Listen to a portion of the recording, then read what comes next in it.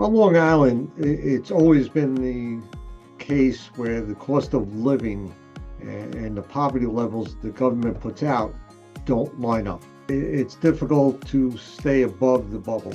And we find that a lot of people have trouble doing it. And we're here to help the people get through those tough times. What we do as Vincentians is we help people out of some really traumatic parts of their life. The fact that we're there, that we're listening, that we're giving them an ear and giving attention is the very least we can do. And it is significant. It is something. Of course, we can help with food and partial payments for utilities or rent or a mortgage. But the fact that there are people who are willing to listen and share and assist is really what's important too. We are blessed to have 1,100 Vincentian volunteers across the 2 counties of Long Island.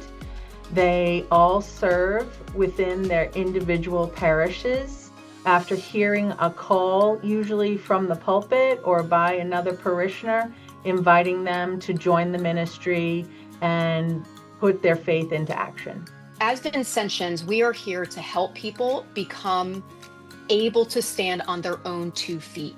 We stabilize the situation, we help people figure out how did you get here, and then we make sure that they try not to get into that situation again.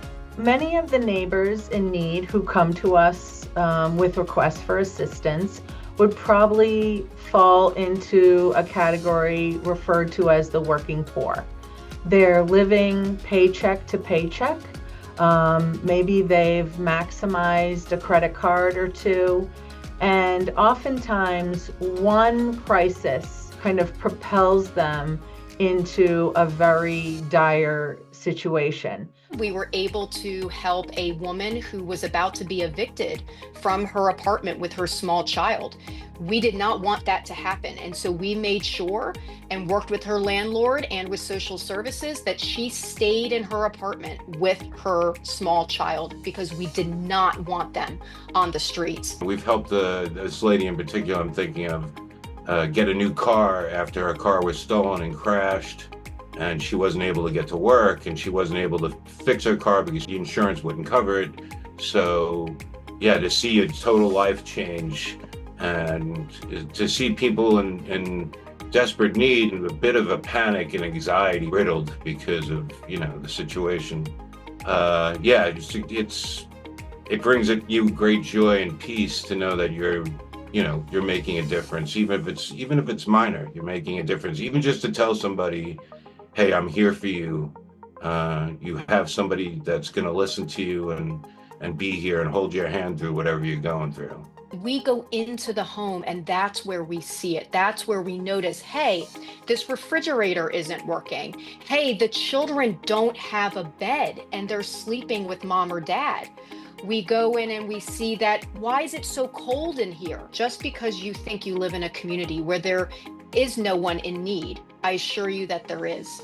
And so I can think of no better place to donate money besides your weekly donation at church than to the Society of St. Vincent de Paul, because we are there making sure that your hard-earned money that you are donating is used strategically to help people in your very own community. There's a lot of different charities to choose from, and we've been very fortunate to have some very loyal donors to us, whether they come through the golf outing, whether they come through our walk and keeping the money going back to our neighbors in need.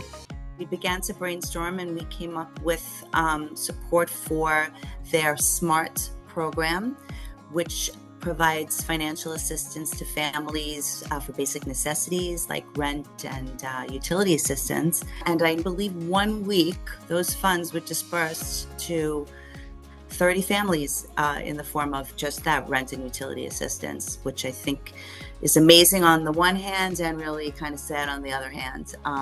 But thankfully, we have organizations in this world and on Long Island like St. Vincent de Paul, and their mission of supporting anyone in need, regardless of their status, is truly a blessing. Everything we do is done by our of attention volunteers.